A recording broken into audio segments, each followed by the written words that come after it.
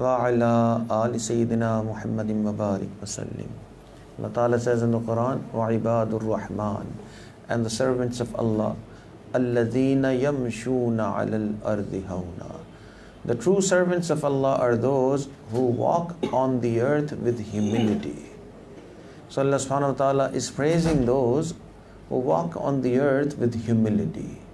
Allah loves those who are humble, and Allah Ta'ala does not like those who are arrogant. That is why Allah Ta'ala clearly states in the Quran, إِنَّهُ لَا يُحِبُّ الْمُسْتَكْبِرِينَ, that Allah is the one who does not like those who are arrogant. So Allah Ta'ala loves this humility, and Allah Ta'ala dislikes arrogance. And Allah Ta'ala loves humility in such a way that Allah Ta'ala also promises in the Quran that those who are humble, the shaitan is not going to have an effect on them. Right? Because those people who are humble, Allah Ta'ala calls them Ibadur Rahman, the servants of Allah. And then in another ayah of the Quran, Allah Ta'ala mentions who are these servants of Allah. They are the ones, Allah Ta'ala mentions in the Quran, that Allah Ta'ala talks to the shaitan. Allah Ta'ala tells the shaitan, Inna ibadi, those who are my servants, laysa laka alayhim sultan, you will have no power over them. So those are who are Allah's servant, who walk with humility on the earth. The shaitan also has no effect on them. Then the third thing about humility is that the Prophet ﷺ has also promised something for those who are humble. The Prophet ﷺ has said, Man tawaza'a lillahi rafa'ahu Allah. The one who humbles himself in front of Allah for the sake of Allah, Allah Ta'ala gives him, Allah Ta'ala raises him up. Allah Ta'ala gives him, Allah Ta'ala gives him favors in this world, and Allah Ta'ala gives him favors in the akhirah as well. So that's the other thing. Allah has promised the person who's humble lots of favors in this world and lots of respect in the akhirah as well. Now the question is, why is it so important that we become humble? It is the order of the Quran. We should do it. It is also mentioned in the hadith. But there's another thing as well. Is it really, really very important that we become humble? Or is it okay? Salat is farz, fasting is farz. Humility, is it farz on me? That's the question.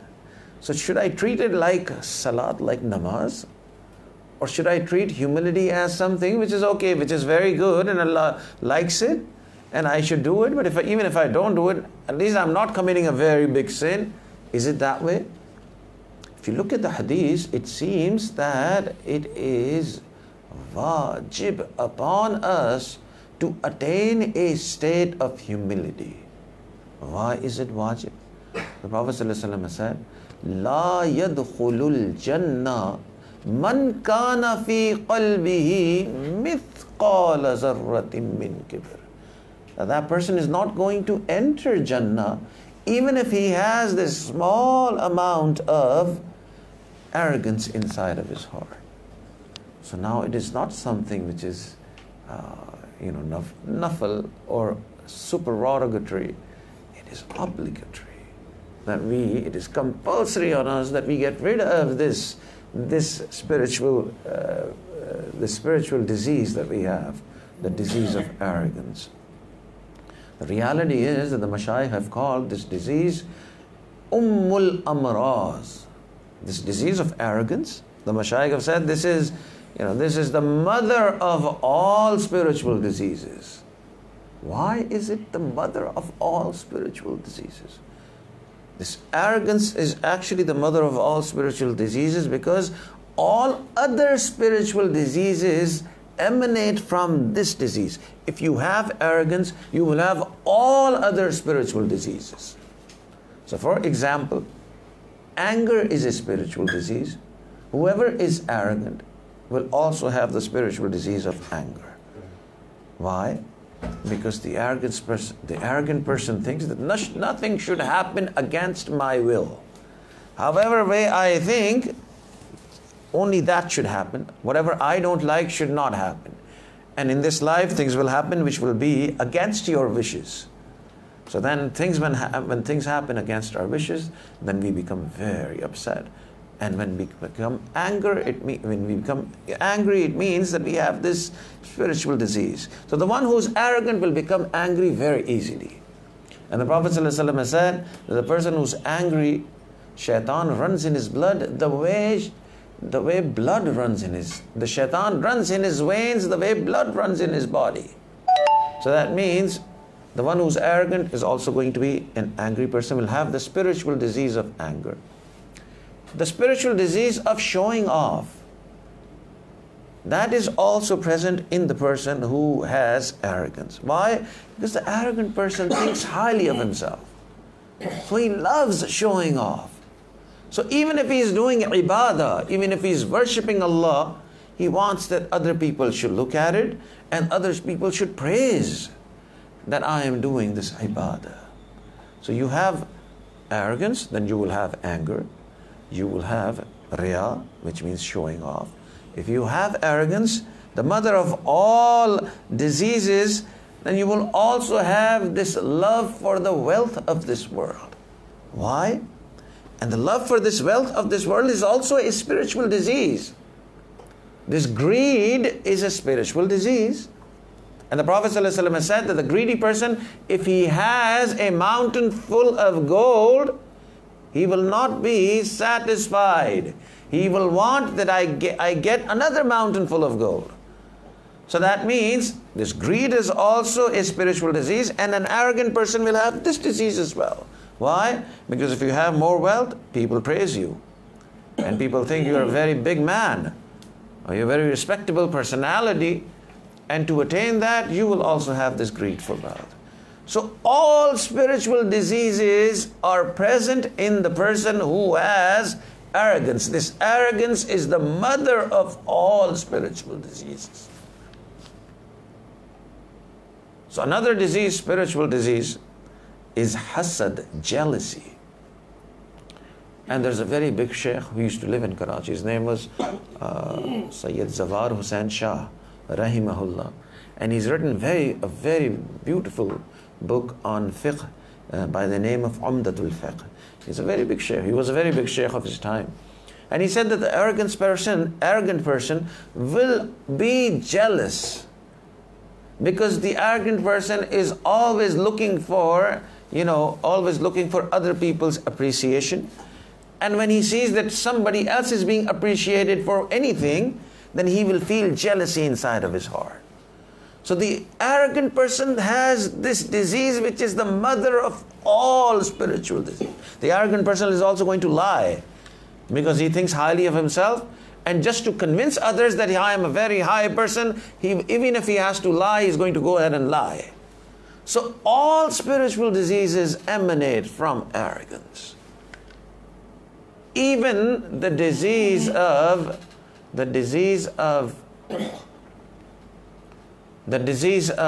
greed for wealth, the disease for showing off, the disease for anger, the disease of jealousy, all spiritual diseases are present in the person who has this one spiritual disease, arrogance. Now the question is, who is an arrogant person? How do I know that I'm humble? What is the sign of a humble man? There's two signs. One is that the humble man is going to accept his faults. That's the first sign. And the other sign is that whatever good things he has, whatever things he has, that other people praise him. Either he has a good education, or if he has a lot of wealth, or if Allah has given him a good-looking face, let's say, or if Allah has given him a very good house, or whatever things that he considers as good, if he has these things, he will always think in his own head that this is the mercy of Allah, this is a favor of Allah, it is not because of my own self. So the humble man will have these two attributes. One, if he makes a mistake, he is going to accept that mistake. Second, if he has something which makes him high in the eyes of people, he's going to consider that as a favor of Allah, as opposed to his own success. And sometimes people want to do this. They don't want to be arrogant. They want to be humble. But when time comes, they become arrogant. When somebody really tells us that this is your fault, we become angry. And when somebody praises us, oh, what a nice house you have, oh, what a nice car you have, at that time you feel that, yeah, actually, I have a beautiful house and I am the one who has the best, and I deserve the best. So you end up thinking, although you don't say it, but you think like that inside of you. So how do you get rid of this? So the Mashaykh said that yes, if you said, okay, these two things I have to gain, and you keep on thinking that yes, these are the two things I should have. Whoever tells me that I have this mistake, I should accept it. But it doesn't happen like that. You get very upset. You say, don't tell me what to do. You do whatever you have to, don't tell me. Who are you to tell me that I am supposed to be like this? This is what happens. And this is, I'm not talking about normal, I'm also talking about, very religious people. Because this is something that has to do not with the outward, with the inward. So what is the solution? How do I really, really become a humble person? Like truly in the eyes of Allah. Because the thing is, if you don't gain this humility, then according to the hadith, the entry into Jannah is banned for the person who is not humble. So the Mashaykh have given us a roadmap. They said, this is how you can do it. You keep on brainwashing yourself all the time that I am the lowest among all those who are sitting here. I am the most sinful of all those who are here. So if you keep on thinking like this, then this condition of the heart is going to change. So when you're constantly thinking that I am the most sinful, I am the least among all these people here. Then if somebody is going to tell us that this is your fault, it'll be easy to accept that fault. If you keep on thinking that I am the lowest one among here, then if somebody praises you that you have a very beautiful house, or you have a very beautiful voice, or if you look very beautiful, whatever it is, then when you will be thinking that I am the lowest one, then if somebody praises you, it'll be easier for you to think in your mind that this is a favor of Allah. This is not my own success, it is the success that Allah has given me. So one way of really being a humble person is that you keep on thinking in your mind all the time that I am the lowest one, I am the most sinful one among all those who are sitting here. So this is what the Mashayikh do all the time. So this is the difference between the Mashayikh and us. They keep on thinking that I am the lowest one among everyone else. So Junaid al-Baghdadi rahimahullah, one of the biggest sheikh of the ummah, he was walking and he's considered the Shaykh al-Mashayikh, the one who is the biggest sheikh you can ever imagine. So Junaid Baghdadi rahimahullah, once he was walking and somebody called out, "Oh, you show off." Now somebody called out this to this big sheikh of his time. Junaid al-Baghdadi walking in Baghdad, somebody called out, "You show off." Now, if it was us, I was like, how dare you say this, right? We'll be very upset. Who called me a show off? This is what our response will be. And the sheikh, when he heard this, because constantly in his mind it is going that I am the lowest one among all. I am the most sinful one amongst all. So when he heard this, he responded that, "Oh my friend, this is only one bad attribute you know of me. If you come to me, I'll tell you more things that are bad about me." This was his answer to this man who just called out, "Oh, you show off."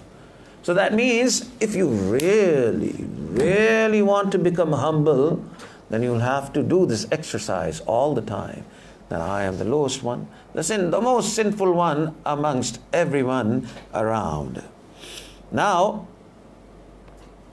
when somebody does this, Allah has promised him great heights. The Prophet ﷺ said that the one who lowers himself, Allah gives him height.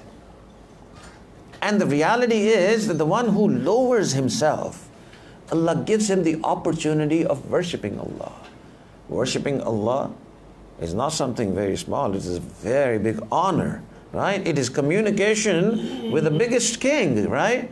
Not everybody gets this chance. But the one who's humble, he gets this opportunity of worshipping, of communicating with the biggest king of all, right? So that is why my friend that I know in the US, he became very religious in the US. So he was not that religious, but he became very religious, started wearing all these religious clothing, started wearing a turban on his head, became very religious. Now everybody thought he's a very big sheikh. But the reality was he just changed a couple of months ago. But he looked like a sheikh just because he changed his clothing, and his outward appearance looked like as if he's like the biggest sheikh. Now the reality was that although he changed his outward appearance, but he was fond of sleeping, so he would miss Fajr prayers. But he used to hide this from people, and he used to get away with it. Nobody thought that he was missing his Fajr prayers. But once, somebody came and lived with him in his apartment, his friend, his cousin or whatever. So this man also started living with him in his own apartment. Now he thought to himself that this man is here. Now my secret will be out. That although I look like a sheikh, but I don't pray Fajr prayers. So he said, he thought that how can I hide this? And he came to this conclusion that I won't be able to hide this at all. So he said, I should become humble, and I should go to this man and tell him that, you see, I miss my Fajr prayers. So let's try, we both wake up at Fajr prayer together. So if you wake up, you wake me up, and if I wake up, I'll wake you up. So he went to his room to tell him this. But before he could say anything, this man who had come to his house to live for, a few months, he said, Sheikh, I know that you pray Tahajjud prayers. So please wake me up for Fajr prayers. Now it was very difficult to wake up. Now it was very difficult to be humble now. He's like, okay. Then he's thought to himself, I should be humble. So he said, you know what? I will be very honest. I also have problems with Fajr prayers. So you wake me up at Fajr whenever you wake up. And whenever I will wake up, I will wake you up for Fajr prayer. So he showed humility. Although he looked like a sheikh, there was nothing, him and another sheikh, there was no difference. So he became humble, and he says himself that because of my humility, Allah Ta'ala gave me the opportunity of not only praying Fajr regularly for the next 6 months, he said Allah gave me the opportunity of even praying Tahajjud regularly for the next 6 months. So the one who is humble, Allah Ta'ala raises him. Allah gives him the opportunity of worshipping Allah. Now, this humility is a topic that is not only discussed in religious circles. There's a lot of research being done on humility. Because a humble person is a different person, an angry person is a different person, an arrogant person is a different person. So in many universities, psychologists, they do research on this. That are there benefits in being humble, or there are benefits in being arrogant?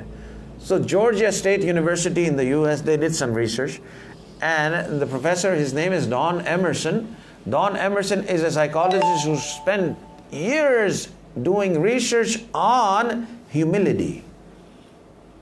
And he said that, I did my research on humility, and I included a lot of other PhD doctors in my research. Because we were faced with one problem. He said, it is very difficult to measure humility.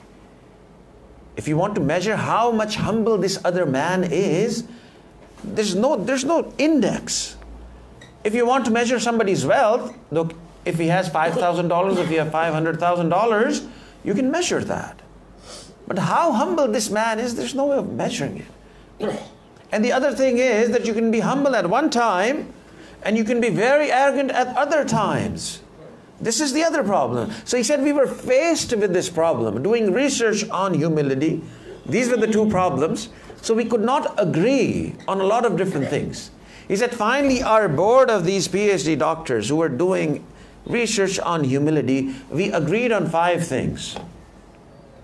And the first thing he says that we all agreed was that humility is something that you can actually, the first thing, he said, you can accurately judge humility when you are under strain.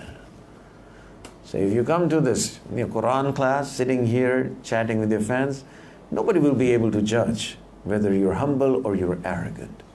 When you're in strain, when you have to do something at work, or like when you are doing some dealings with other people, or like, it is difficult to measure humility before your marriage. After you get married, there's many opportunities where you can actually judge if this person is humble or not. So the first thing, all these PhD doctors, they agreed, all these psychologists, what they agreed was that you can measure, it is more accurately measured when somebody is under strain. So there's 5 things all these doctors said, and all these 5 things are mentioned in the Quran or Hadith. So the first thing they said was that humility can be judged under strain when you have some sort of dealing going on with other people. And if you're just sitting here listening to class, or you're having food in your home, or if you're watching TV or whatever, that's not the time to judge how humble a person is. So Umar Radhiyallahu Anhu was once told by one of his companions, that he said to Umar Radhiyallahu Anhu, "Oh Shaykh, do you know this such and such person is a very, very good person?" So Umar Radhiyallahu Anhu asked him this question, "Have you ever traveled with this man?" He said, "No, I've never traveled with this man." Umar Radhiyallahu Anhu asked another question, "Have you ever done any sort of dealing with this man?" He said, "No, I've never done any dealings with this man." Then Umar Radhiyallahu Anhu said that you don't know what this man is. Unless and until you deal with him in any sort of dealings, that's when you will realize what type of a man he is. So the first thing to find out if somebody is humble or not is you find this out under strain. The second thing he says is that humility is difficult to judge in one's own self. It is easier to judge humility in others. And the Prophet ﷺ has said the same thing. The Prophet ﷺ has said, "Al-mu'minu mir'atul mu'min." That mu'min is a mirror for the other mu'min. So you might not be able to find this fault in yourself. The other mu'min might be able to find a fault in you. That is why we have this tradition that people go in the company of mashayikh, and the mashayikh actually tells them about his spiritual diseases and the faults that he does so that they can correct these faults. So the maqsad or the purpose of going in the company of the mashayikh or attending classes like we are attending is to find out what is wrong with us so we can change that. So again, this is something that all of these psychologists that they agreed on. The third thing they said, and this is very important, he said, those people who are humble, they will have very strong bonds with others. This is very important. So humility strengthens your human bonds. And this is again very true. A humble person will have humble, language. He will have a language of language of love. And the one who speaks very softly, who speaks with love, who thinks about other, will strengthen his bonds with other. Allah Ta'ala says in the Quran about the Prophet ﷺ, Allah Ta'ala says, وَلَوْ كُنْتَ فَزًّا غَلِيظَ الْقَلْبِ لَنْ فَزُّوا عَلَى مِنْ حَوْلِكَ. Allah Subhanahu wa Ta'ala tells the Prophet ﷺ, "O Prophet, had we made you فَزًّا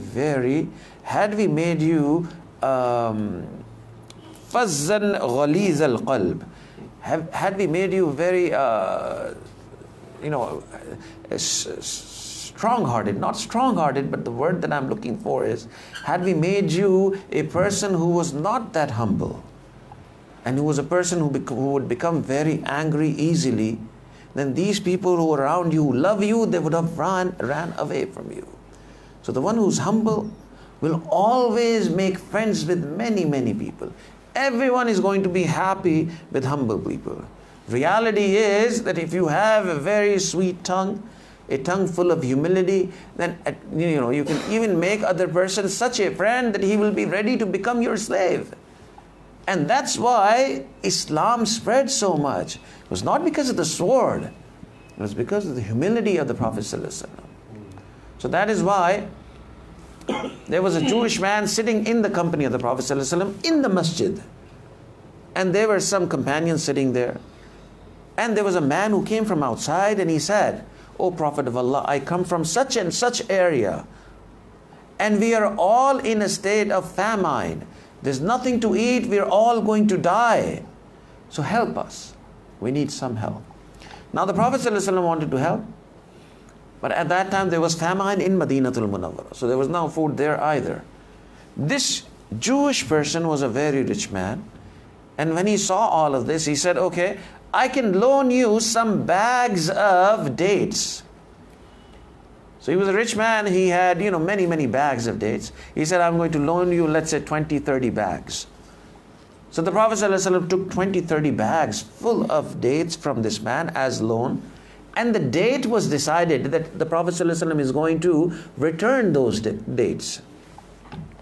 Now, this loan was taken by the Prophet ﷺ from this Jewish man, given to those people who had famine in their area. And the date was fixed when these dates will be returned to the Jewish man. Now what happened was, a few days before the date of return was supposed to come, this Jewish man came again in the masjid. And he became very, very loud. And he was very angry. And he spoke in a way which was very condescending, very disrespectful way. And he said, "Oh Muhammad, where is the loan that you took from me? Where are my dates?" And the Prophet ﷺ was sitting with the companions. The companions were very upset. Look at the way he's speaking. But he looked at the face of the Messenger ﷺ, and the Messenger was not upset or angry. So he came close and he grabbed the Messenger with his clothing. And he started, grabbing him with the clothes. And he started talking to him while grabbing the clothes, that return the dates that I loaned to you. Now all these companions were ready to kill this man. But he looked at the Messenger ﷺ, and the Messenger was even then not upset at all.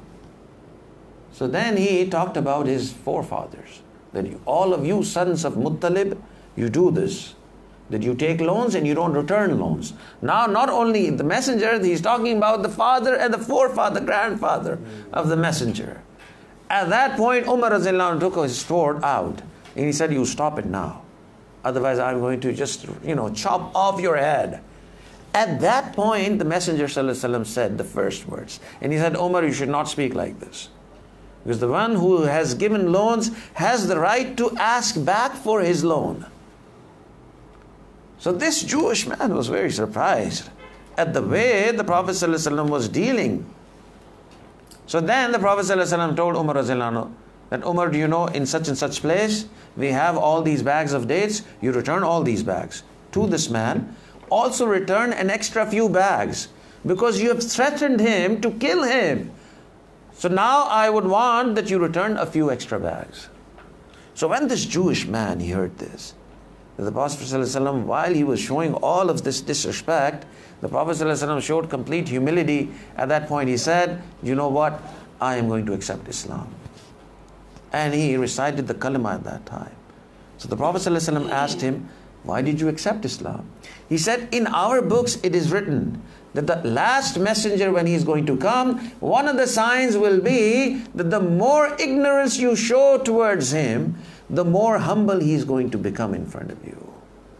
So look, when somebody is humble, he makes very strong social bonds. Everybody becomes a slave of the person who is human, who is humble in front of other people. So the the 5 things, the first thing they've said, that the one who is humble, the humility is most accurately judged under strain. Second thing, humility is easier to judge in others. And the third thing is that humility strengthens your bonds, your human bonds. And the fourth thing, a very important thing, that the one who is humble is also more healthy. Humble people are healthier. This is, again, a research on thousands of people. And why? Because those people who are arrogant are constantly under strain. And strain causes many different types of diseases. Because the one who's arrogant is not going to finish his anger with other people. And he's going to pick fights. And when he has fights, he's not going to finish those fights. He's going to keep on lingering those fights. So this is what arrogance does. On the other hand, the person who's humble is not going to pick fights with you. And if a fight has happened, he's going to try to finish it off as soon as possible.